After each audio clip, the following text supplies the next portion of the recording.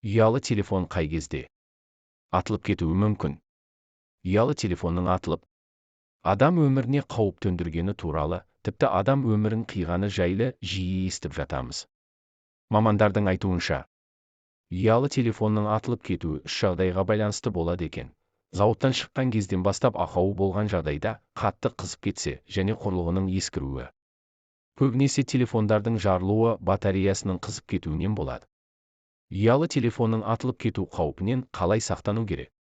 Бірінші кеңес. Компаниялар өздері куәландырған сапалы қуаттау құрылғыларын пайдаланған жөн.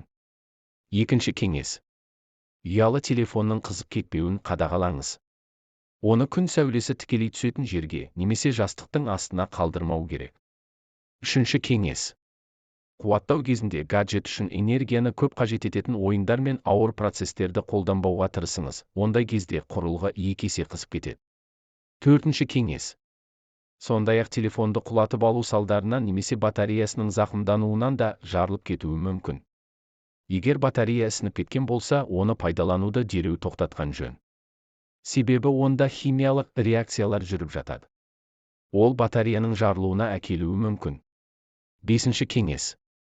Телефонның атылу қаупін байқаған кезде, жасалатын алғашқы шаралар, гаджетке қол тигізбей қуаттағышты тоқтан алып тастау керек.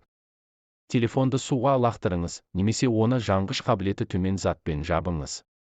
Құрылғы жанып жатқан болса, тез арада жарылыс ешқандай зиянын келтірмейтін жерге тастау керек.